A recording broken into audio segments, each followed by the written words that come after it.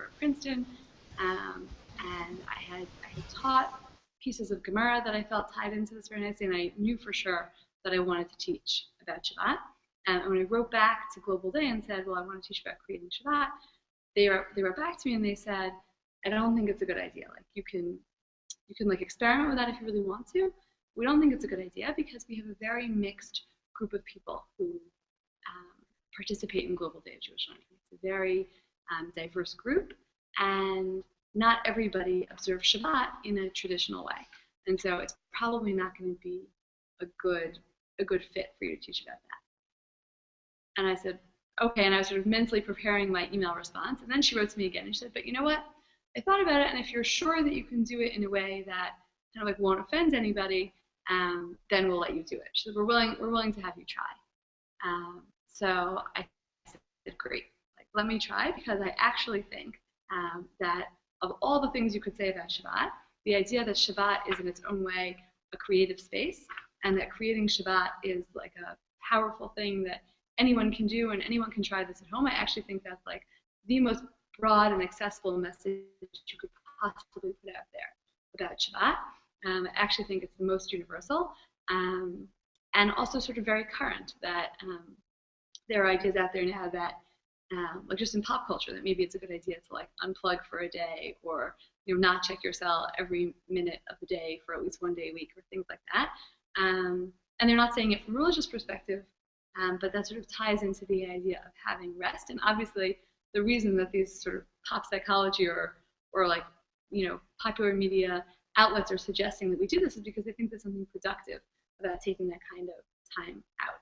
And I also think there's something productive about taking that kind of time out. So that's what I wanted to talk about today. And Julie, I'm not sure what the Hangout is doing, but maybe you want to look at it and make sure it's okay. Is that fine? I have no idea. Does it say off? What does it say? Live. Okay. Hopefully it's fine. Okay. So the first source that I gave you, I think will be familiar to all of you. I'm not sure if I'm supposed to say that depending on who's joining in online, but I know you who are in the room, and I think this source will be familiar to you. So this is the first biblical source about Shabbat. It's in the story of creation. So this is the second chapter of Genesis, after the 6 days of creation. God finished the heavens and the earth and all of their array. And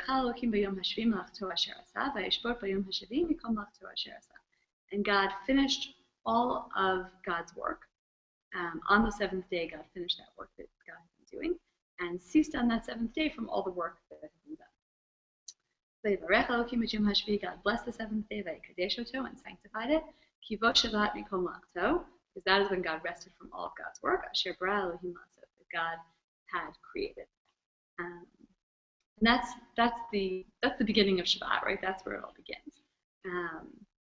And it's sort of, we're used to hearing the story of the 6 days of creation and then the seventh day of rest. But these verses, if you look at them, like they're very oddly worded. There's a lot of repetition, a lot of stopping, right? Vayachulu, vayachal, right? A lot of melacha. The word work is mentioned multiple times. So here's the question, based on these verses: what did God do on the seventh day? It's easier to say what God did to the seventh day. He sanctified it and blessed it. But what did God do on the seventh day? That's what he didn't do. It's what he didn't do. Okay. Because he rested, right? Is that what you mean? Vayishbot. Right. That's definitely one thing that God does on the seventh day. And he also ceased working. Right. He also ceased working. That's the Vayachulu, right? Or the, I mean, it's interesting. Here, the Vayishbot is translated as ceased, right? And the Vayichal is translated as finished. But when did God finish his work? What? Should be on the sixth day, but not according to this verse, right? Because the verse says, Vayichal Elohim b'yom hashvi'i, that God finished his work on the seventh day. And that's not like the answer that comes right to mind, right? We think God finished the work the first 6 days, and then the seventh day God rested. But it doesn't seem like that from the verse, or it's not totally clear. In this verse, God finished working on the seventh day, and God rested on the seventh day. And then additionally, and you can tell me whether you think this fits into the work or the resting or both or neither, but additionally, God blessed the seventh day, and sanctified it, made it whole. And what do you think it means for a day to be blessed or holy? Do we have any idea what that means? We have no prior reference in the Torah at this point, which is kind of interesting to like approach a word. I mean, you all have baggage around those words, but the Torah at this point has nothing. So what does it mean to bless or to sanctify? Separated from the others. It's separated from the others. So how is it separated from the others?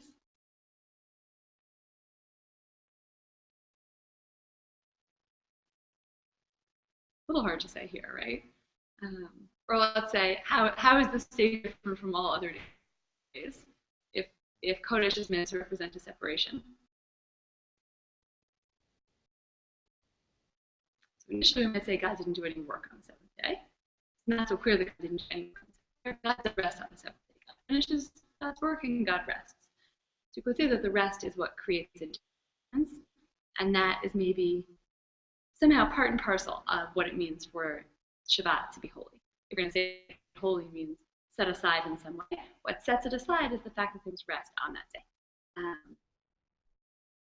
And that might be one part of what makes it Kodesh, so we could roll that holiness into the resting, right? Because that was part of the resting that God did.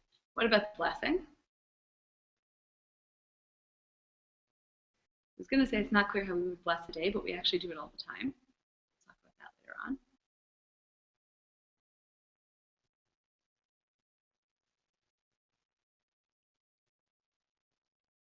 The blessing is maybe more mysterious, since we don't know what the blessing is.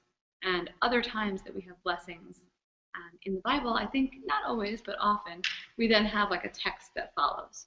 So if God blesses people, if people bless other people, then we get to find out like what they said to them. And in fact, I can't think of a time nowadays when we would say that we had offered a blessing without giving a script, right? So I bless my children on Friday night, but like I have that script. I don't just like generically bless them. I have something to say to them, and that's what I say. So it's mysterious that there's a blessing with no text. There's sanctification without any clear guidelines as to what that means. And I won't press you and ask you now, but it's interesting. To me, it's interesting to think about the fact that these are the text. This is part of the text that we say in Kiddush on Friday night. For those who recite the traditional liturgy of Kiddush over the wine. So this is what we say, and these are kind of these are our go-to words. This is our go-to language talking about Shabbat, that it's sanctified and it's holy. But those are probably two of the hardest biblical words to define or to explain what they mean. So that's sort of interesting in and of itself, that if I asked you to construct for yourself, I have asked people to do this, so whatever, be afraid. But if I asked you to construct for yourself what it would mean to have a day of rest, so that's I think for most people not such a challenging question. You may never achieve that. I really did. I asked a group of students once, they had to each draw their ideal day of rest. So they drew things like going to the beach, and it involves usually sleeping very, very late, and then late brunch prepared by somebody else and cleaned up by somebody else and things like that. Rest is easier to define. If I asked people to say what would a holy or sanctified day look like, so that I think is much harder, especially if I said to you, if we played a game of taboo almost, and I said you can't resort to anything that you currently do on Shabbat, but I want you to construct an abstract, sanctified or holy or blessed day. That's much harder. So these exist right now as abstract terms in the Bible and the Torah, and it's not so clear what they mean. If you look at the second source, text number 2, Rashi's commentary. Rashi is speaking about the idea of God having finished God's work, and he's offered already a different interpretation. He says, Devar acher, ma haya haolam chaser, menucha. What was the world missing? At the point at which we've gotten through 6 days of creation, what was the world missing? You're supposed to say nothing, right? Because God finished the 6 days, and that's good. Actually, each day individually was good, right? And some were even very good. So it seems to have worked out okay. But Rashi says the world was missing something. It was missing menucha. It was missing the quality of rest. Bat Shabbat, bat menucha. When Shabbat entered into the world, when Shabbat was brought into the world, menucha, rest, arrived in the world. The work, the labor, was ceased and finished. But only in that moment. Only once rest was brought into the world. Up until then, even though everything physical had been created, the world sort of was incomplete. It was only when rest was created that we could say that the world was complete. Yeah. I think that rest is very difficult. Yeah. And I think that God wants us to think about that we understand work almost as we grow into maturity, as mechanical. I get up every day, I know where I'm going. In fact, if I don't go to work, I feel a little strange. And for some people in some cultures, they work to find who they are, which is not who they are, but they think that's who they are. So, but I think rest is very, very, very hard to understand. One of the things that a lot of people become when they work is exhausted, almost too tired to rest. Yeah. And so I think God is asking us to think about what that is. And for those of us who have ever tried meditation, it's extremely challenging to clear one's mind, to feel one's breath, to understand of what this is. So I think that it's stunning. Yeah, I agree. I mean, my first question about the source is how is rest created? Yes. I mean, I almost think that as miraculous as it is, and God's creation is creation ex nihilo, God just sort of creates the world. And that seems hard, but at the same time, it's like God created physical things because it's tangible. We can see what, I can imagine creating a physical thing. Okay, maybe not like trees, but, it's sort of like, it's an understandable thing. But to create rest, that, as you said, Ellen, I think it's very, very hard to rest. And I really like that the verse, that Rashi and the verse distinguish between not working and resting. And they're very different. And I think for some people, for me personally, I think it took a long time to understand that. Right? Just because I'm not working, what does that even mean? That I'm not doing my job or I'm not doing physical labor, right? But somehow I'm not working does not necessarily mean that I'm having any kind of quality of rest. And I think the flip side of this comes up all the time when people talk about Shabbat restrictions, and people choose to observe Shabbat in different ways. For some people, the restrictions are very important. For some people, there are no particular restrictions on Shabbat, but maybe some of the positive aspects. But when I taught high school, when I taught high school, I remember saying to a group of students I was teaching that some particular restriction, and they said, well, you can't work on Shabbat, so you should be able to watch TV, because watching TV is like very relaxing. You should be able to go to the movies. You should be able to work if you love your work. You should be able, all these things. And at the time, my husband was in rabbinical school, and I said to some guys, like, I don't want to, rock the boat for you or anything, but my husband works every Shabbat, and they were sort of scandalized by that, right? But if you're going to work on Shabbat, you have to work in a way that's restful, or else you can't keep Shabbat. And I said, watch all the TV you want, fine, go ahead, watch TV on Shabbat, but let's talk about how you can rest on Shabbat also. Is your TV watching actually a restful experience, or do you just associate that with not having to do your homework right now? So I do think that rest is really difficult, and that this verse is telling us there's a real difference between just doing nothing or not doing your work and actual resting. There's another thing you could be doing. You could be doing like inventory, to evaluate how things are working. Yeah. And make changes over time. And I don't know if that counts as rest or not, but if you work on something for 6 days, it's kind of hard not to think about how it's working. Yeah.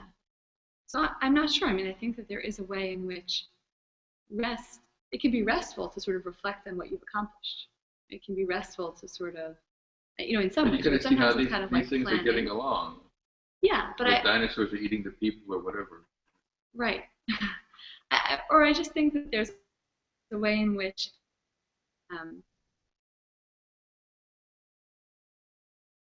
you need time to like internalize things. If you're just going all the time, you don't have that realize what you accomplished. Your accomplishments sort of don't hit you in any. I wouldn't even say like adding. I think it's really just bringing out something that's telling us that just the way you're going to carefully consider like what's my career during the week, what's my work, what hours do I work, how do I work, what is it? So you just need to seriously consider what does my rest look like on Shabbat. And this is, again, I felt strongly about teaching this because this is so early in the Torah. There are no Shabbat laws now. There's no lighting candles. There's no for people who don't drive, there's no not driving. There are no laws about Shabbat. There's simply work days, and then there's this rest day. And God is just asking us to consider at this point, what does it mean to take a day to rest? How is that going to fit into the big picture of your world? We know how it fits into the big picture of God's world. How is rest going to fit into the big picture of your world? In source number 3, so part 2 of this source sheet is called Joining with God in the Creation of Shabbat. And that's because I really think that these first verses, these first sources, are sending us a message about the way in which that, I think we're familiar with the idea that Shabbat is about resting on the 7th day because God rested on the 7th day. But I think these verses are pointing to something more, that God's creation of Shabbat it was a creative act. God created Shabbat, God brought rest into the world, and we have to do a similar act if we want to imitate God in that way. It wouldn't be enough to just sort of throw up our hands and say, like, I'm going to light candles and go to sleep for the next 25 hours. And that would not necessarily, though tempting as it may be, right, that may not actually constitute a real fulfillment of God's first idea of Shabbat. And this quote from Rav Steinsaltz, I think, really highlights that aspect. He says, the Sabbath with the severe prohibitions against all work is actually connected with the process of creation. I think, intimately connected because, like I said, at this point in the Torah, we don't even have any prohibitions against work. Just as the creation of the world took place in 6 stages, 6 days of forming the things that comprise the physical world, so are the 6 days devoted to working on the material world, repairing it, building it up, raising it to a higher level. The Sabbath that follows is again a return to the life within oneself, a return, like that of the Creator himself, to higher worlds, the spiritual essences, the changeless source of all change. For being in the image of God, man must continue to carry or to supplement and to repair the original creation and then retreat into himself, withdrawing from physical creativity and renewing the holiness that comes from rest and complete peace. To me, this is connected to what you said, Arnold, that there's a way in which by withdrawing into ourselves and switching our focus from the external to the internal, we're not neglecting that work, we're sort of continuing it, but we're allowing it to kind of settle within ourselves. And we're really entrenching it or thinking about it more deeply. Like if we just kind of kept going, and I think we all have that experience at some point in our lives where we feel like we've just been like going for so long that at some point we have no idea what we're doing anymore. Or like our judgment is clouded in some way. We can't focus clearly. And by stopping, so we're allowing ourselves that time and space. And it has to do for Rav Steinsaltz with being in the image of God, just as God created and then put this rest into the world. So we have to put this rest into our world in order for, I like the language of supplementing and repairing creation. That's part of our task. That's tikkun olam, that's maintaining the world, that's just sort of who we're meant to be in the world, is to have some responsibility for the creation that God has created. But then in order to work that out, we also have to be willing to take that step back, to take that rest time, just the way God did. And then in that last paragraph, Rav Steinsaltz returns to this idea that there are laws that prescribe what you can't do on Shabbat, but that they're all derived from the same basic idea, that the Sabbath is the day when one ceases to be a creator in the domain of the outer world and turns inward toward holiness. I think it's really important, for me it's really important that he says, ceases to be a creator in the domain of the outer world, because I've always, I think, heard that as sort of like a stock phrase about Shabbat. Oh, on Shabbat, you don't create, you don't do anything creative. And during the week you do. And I always felt like that wasn't really true, because there's, I don't know, I think of artists and creative people as people who actually spend a great deal of time sort of contemplating in quiet. It might not really be true.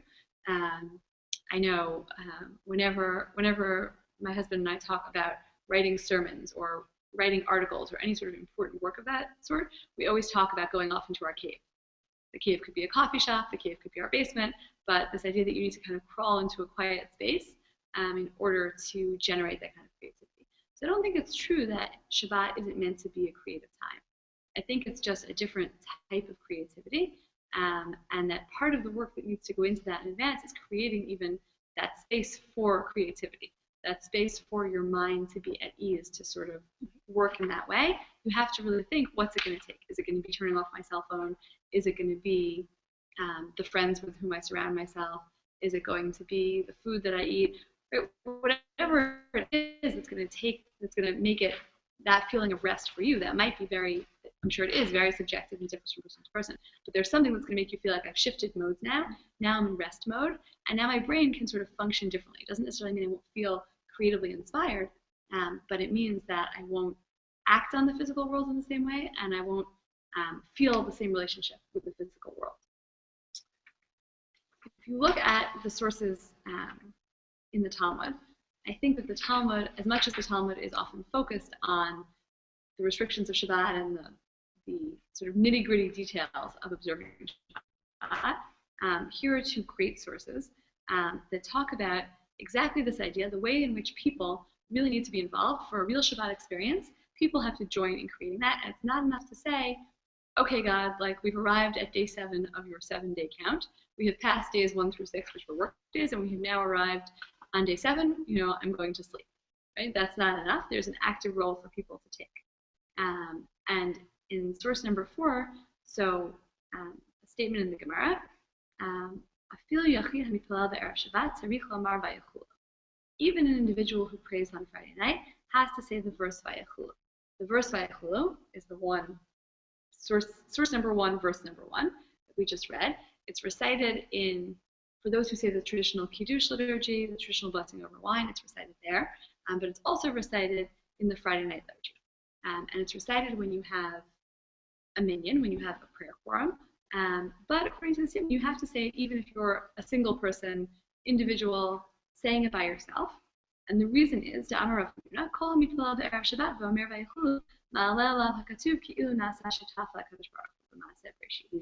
if you recite this line, then it's as though you become a partner with God in the creation, in Ma'aseh Bereshit. And the reason is, Shenamar Vayachulu, the verse says Vayachulu, that the creation was finished, the plural creations were finished. Al Tikri Vayachulu, but you shouldn't read this as the creations were finished. Ella Vayichalu, rather they finished. Okay, just by changing, it works this way in Hebrew, like not so much in English. Just by changing the way you vocalize the word, you can change the meaning of the word because you change the pronouns. So instead of saying that God finished these plural creations, instead we have plural creators. And the creators are us and God, and we created together. And so it's considered as though God and the individual who says this become partners and completed the work together. And by the same token, it's derived that speech is like action, because it says, by the word of God the heavens were made, and all of their hosts by the breath of his mouth. Speech is action, and just by saying the words by Yahulu, just by reciting these words, we, through our speech, which is an activity, become partners with God in the creation of the world. It is true that reciting Kiddush on Friday night is considered, although I think we traditionally think of candlelighting more in this way, that candlelighting is like the kickoff to Shabbat. But in some way, Kiddush Friday night is really that's the moment that's considered in Binnaker as the real moment at which you officially started Shabbat in some way. You recognize that it is Shabbat. You've brought Shabbat into your world. And yeah, it's like kind of Shabbat on some level anyway, even if you don't sit down and say this line or stand up and say this line. Like, we're not going to deny that it's Friday night. We're not going to deny that it's the 7th day of the week. But Shabbat you may not really have brought in Shabbat. You might not have created your own Shabbat space if you didn't say that line. When you recite this sentence, you put into effect a real Shabbat mode. And so reciting Kiddush then is an act of creation. And the only question is, what are you creating when you recite Kiddush? Like when you say this line, what are you creating? And that might be a different answer for different people, depending on the rest space that you sort of intended to create. And then if that sort of doesn't convince you, I think the next Gemara is even more telling in that regard. The Gemara in Shabbat 69b, it's like a classic case. Rav Huna said, one who is walking along the way or in the desert and does not know when Shabbat occurs, he counts 6 days from the day that he realized he lost track of Shabbat, and then observes 1 day of Shabbat. Okay, so you have lost all count. You have no idea. You're like shipwrecked on a desert island, and you have no idea what day it is, but you just know that you have this idea of Shabbat, and you should celebrate Shabbat, but you don't know when. So the first idea is that you should count, like just assume that today is day 1. Okay, today's Sunday, now count. go forward and count, and then the seventh day will be Shabbat. Chia Bar Rav says he first observes one day of Shabbat and then he counts 6 weekdays. Or you could have the opposite reaction. I have no idea what day of the week it is. Maybe today is Shabbat. So maybe I should count today as day 7, Shabbat, and then assume that after that come the 6 days. There are other formulations you could come up with also, right? I could assume that today is Wednesday, right, or Thursday, but these are the two that are suggested. Either you assume that it's day 1 or you assume that it's day 7. And then the Gemara explains, what are they actually disagreeing about? Like, why are these the two paradigms that are presented? Why are the two different ways that you can count? So it's because Rav Huna thinks it's like the creation of the world. Rav Huna says that our experience of Shabbat should parallel creation, which, I don't know, you can tell me if you think I'm wrong. I feel like this is the way that it's usually set up for us, right? This is the way that I usually think of it going. Like, I don't think of Shabbat, even though we say Shavua Tov, we say have a good week, but I don't think of Shabbat at the beginning of the week. Shabbat is the culmination of the last week. And when I start out Saturday night, I'm about to kick off my week. And I think of that as beginning, paralleling the 6 days of creation. I always feel like that comes first, right? Maybe I'm influenced by the creation story. I feel like that comes first, and then Shabbat. So that's Rav Huna's opinion. And one sage, Chia Bar Rav, held it's like Adam. It's like the first man. It was created on the 6th day. Do you ever think about this? Adam had completely the opposite experience from at least mine every week. I'm not sure about you. Adam was created, and he had like a really easy work week. It was like those weeks when it's like when July 4th falls out like late enough in the week, so you wind up getting like a 7-day holiday, right? So that was Adam Harishon's experience. That was the first person's experience. He was created, and then the next day was a day off, right? The next day was Shabbat. He observed Shabbat followed by the 6 days of the week. So that's the other model that you could follow. So first of all, how do you understand the idea of almost randomly picking a day? Like, how would either of these have significance? If we assume that Shabbat, there is like a calendar out there that tells us when Shabbat is, so how would either of these models have any significance? Do you think it would, or would it just be sort of silly and you'd feel like you were playing? Do you think it would? I think it would. Yeah. Because what would happen is the attempt at resting by the 7th day we would attempt to do that. Right. And for me, it always involves listening to the wind. I hear differently. I don't hear the traffic. You hear something that's holy. So it's and also we take one of the things that we love doing is we love sitting on the bench with the kids play. We always try to find the kid with a contagious laugh, and it moves us so very, very much. That takes us. I mean, that's really something that it's holy. I mean, there's no other way to say it. So I think we could do it. It's not arbitrary. I think calendars might be arbitrary. Right, it's true. Who knows if our calendar is really the correct one? Yeah, I mean, I think the idea here is that there's such an inherent value to this idea of rest that, like, even though it might not be the quote-unquote right day, it might not be the correct day, it might not actually be Shabbat, but it almost doesn't matter, because having that value of the day of rest in your life pushes aside all other concerns. It's so important to be able to have that day of rest. And I actually remember, I always think when I read this, I remember reading an interview with a modern Jewish author, a not particularly observant modern Jewish author, who was asked in whatever Jewish magazine it was if he observed Shabbat, and he said, I definitely always have Shabbat, but I usually have Shabbat on like Tuesday or Wednesday. And that is this Gemara, right? This is someone who was, has the idea of Shabbat and recognizes value, and the traditional structure isn't meaningful to him, but what is meaningful to him is the idea of having this space and this piece of rest in life. And I even would say, based on from this Gemara, even from the other sources, I would even go so far as to say, like, that is some kind of kiyum, that is some kind of keeping of Shabbat, because it's preserving this idea that what God wanted is for us to have a day of rest. And yes, there are all these other laws and all these other restrictions, but even just in terms of the Torah itself, those come later.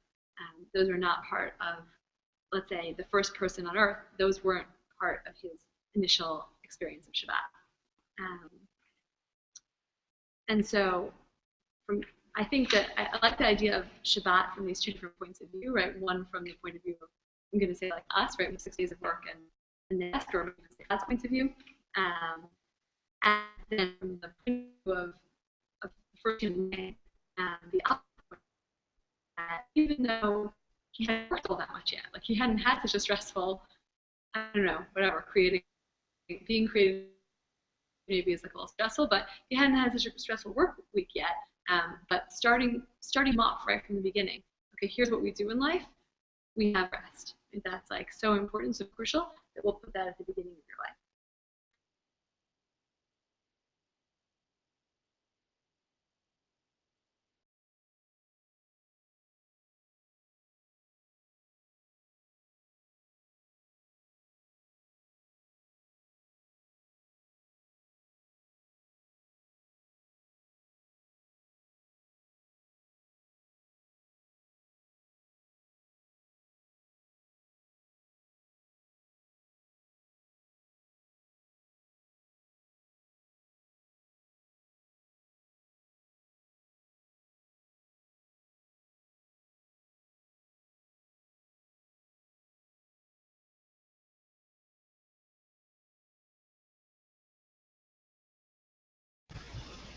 Folks, bear with us while we're trying to get Sara Wolkenfeld and her talk back online.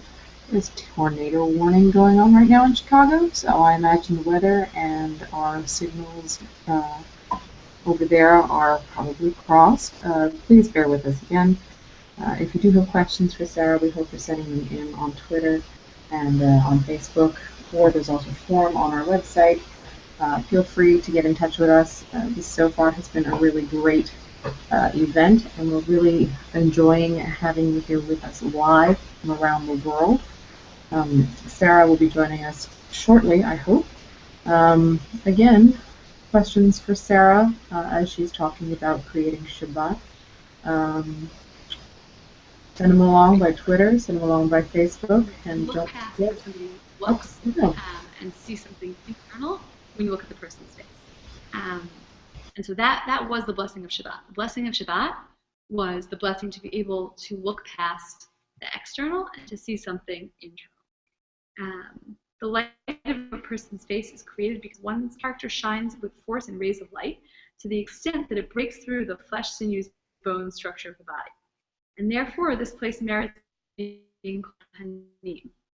This is like a great play on words. Panim in Hebrew means face, but pnim in Hebrew means inside. So I think this is a great 2 minutes of our Torah to remember if you're ever in a pinch, that the word for face in Hebrew comes from the word for that which is internal. So when you look at somebody's face, you're looking at something that's internal, and it's only in that space where you have this light shining through. And now how's it going to get from here to Shabbat? So Papa Yitzchak is good at this. From this, we can consider the power of rest on Shabbat in the creation of the light of a person's face. Okay, because somehow he has to wrap it all together, because the blessing of Shabbat is this blessing of the light of a person's face. Resting on Shabbat is the revelation of the power of the character to break through the physicality of the world and show its light.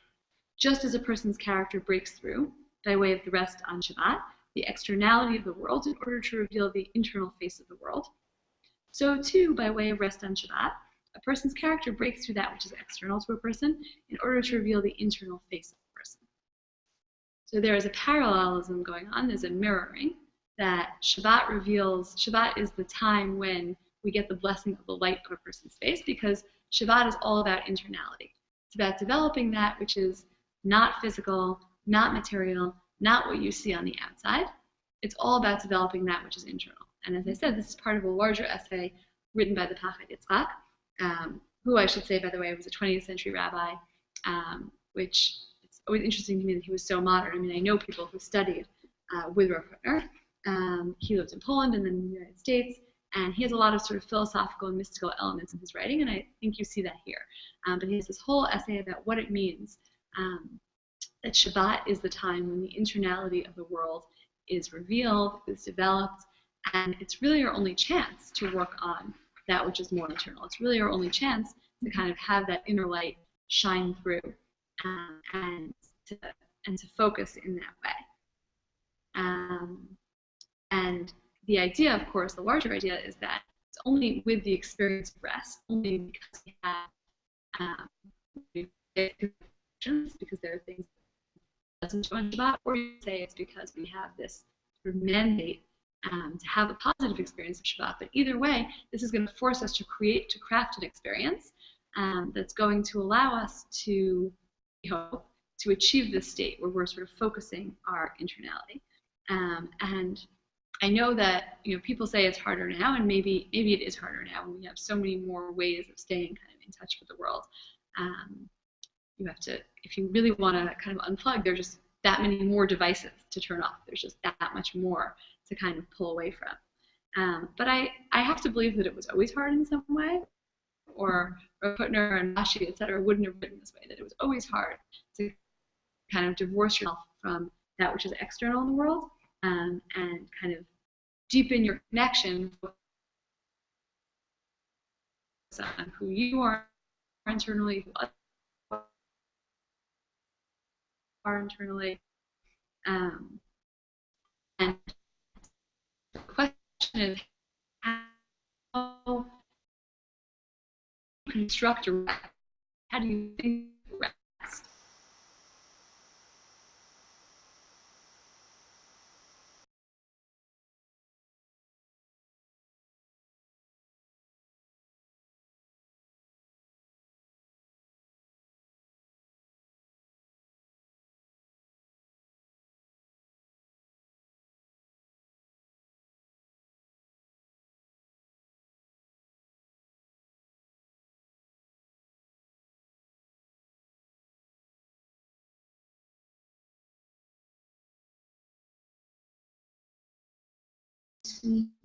How is this? How is that?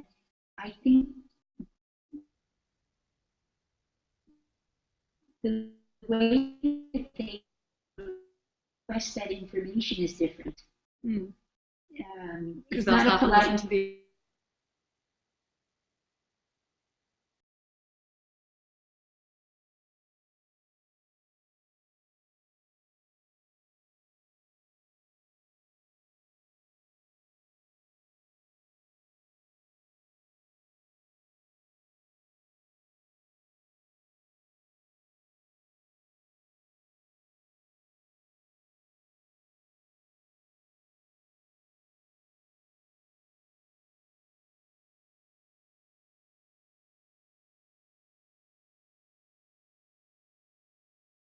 as a description. And yeah, I think actually that seems to me so unlike what happens the other 6 days of the week that I feel like that would be really definitional of a whole other space. Yeah. Anyone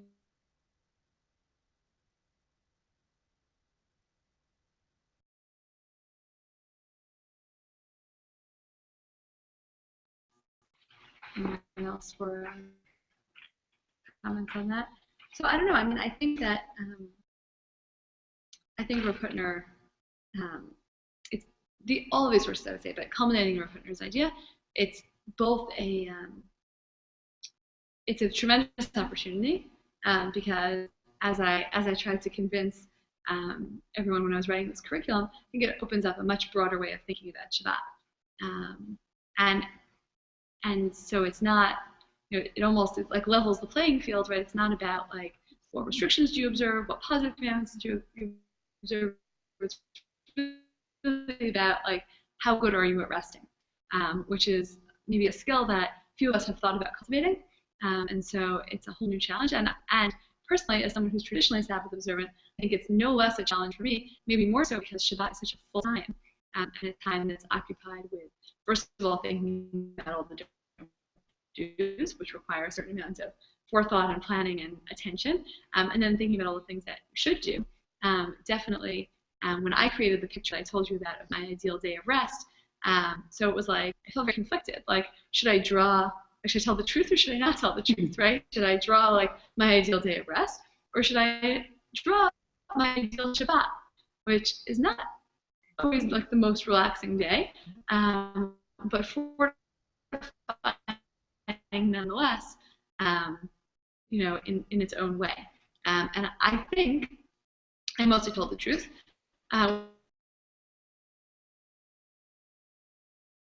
With these sources of intelligence, the ideal is to create something that's that where you can tell the true story of rest.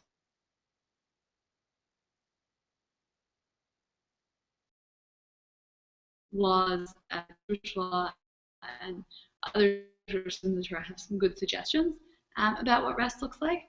But no matter how much you're going to incorporate, that it feels that it remains something true for you, that it actually feels like something that's forcing you to rest, and that it should be a different quality of rest. I mean, again, Rav Hutner kind of was the idea that there's a power in Shabbat itself, there's a power in the day itself, and that comes from God who blessed the day.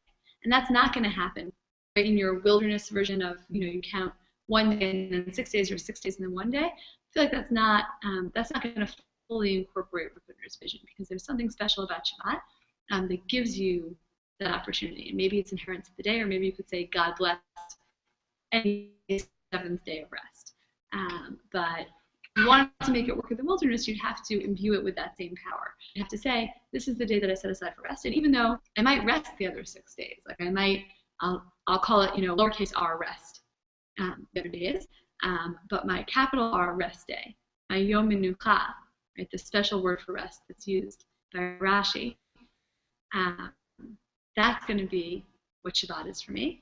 And it might take work, right, paradoxically, or maybe not. It might take work to think about, what am I going to put into this day? Like, what am I going to do in advance? Or what am I going to do on that day? What special elements am I going to add so that it really feels like a day of rest? So that it really feels, in Rav Hutner's language, like a day when I'm transcending physical, the material, those things that I know are superficial, but I can't necessarily get away from the other 6 days. How am I going to create that space for myself on the 7th day, or on the day that I've designated Shabbat?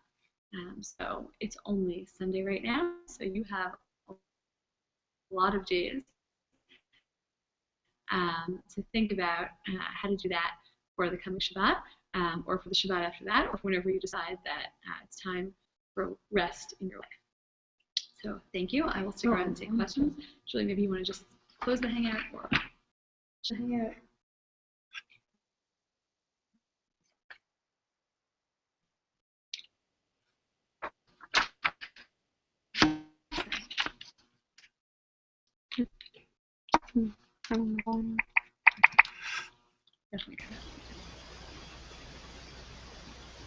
So you guys can take questions online.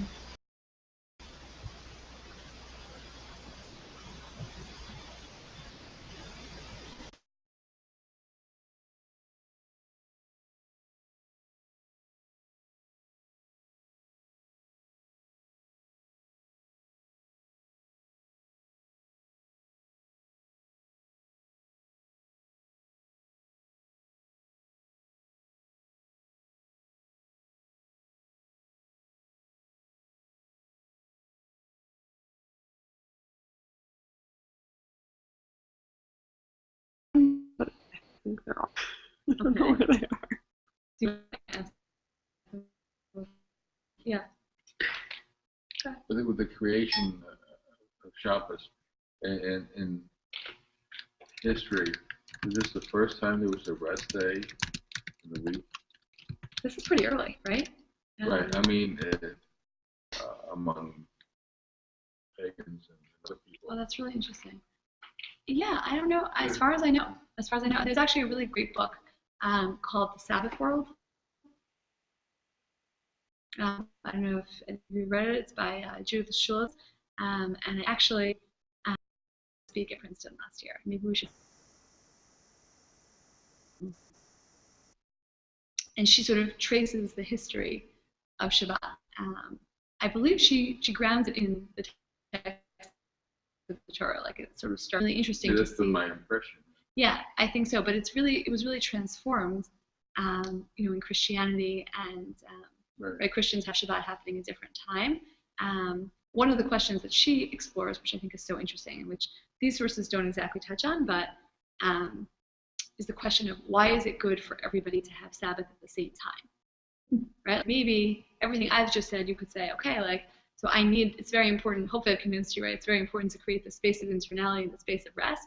But I could do it today and you could do it tomorrow, and that would be fine. And I think what the Jewish model gives us, also the Christian model, and any model that has a designated day of rest, is this idea that it's somehow positive for everyone to be resting at the same time. So when was time created? If you're breaking the week up into days, and we had the sun and the moon, I forgot what day it was. I think that's the third day. So how do we know the third day, not the second day or the fourth day? Right. Well, so we have something called days very early on in Torah. We don't know what that means, right? But somehow, right there's, God says, right, light is going to be daytime, dark is going to be nighttime. So there seems to be an early on acceptance that those are the units. But 7 is such an odd number compared to astronomical time and years and months and things. Right. I think yes. There's something, right? There's something about like man-made time versus non-man-made time. It's true. 7 is like random, and even if you think about, right, this is like not my strength, but everyone's talking about it right now because this year Hanukkah's on Thanksgiving, right? And I think the next time, and someone told me the Shabbat, the next time that's going to happen is 70,000 years from now. So that's a really long time.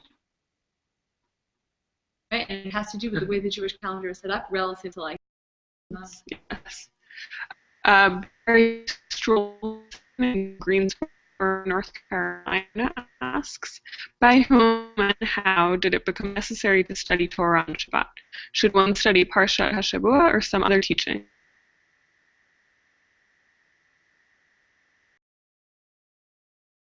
First, and to my knowledge, studying Torah is the last time that I taught in this location.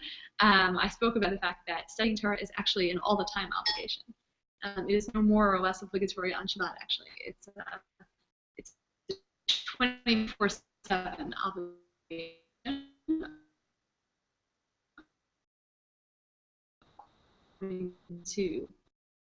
According to the rabbinic tradition. And the only question really is, when can you get out of studying Torah?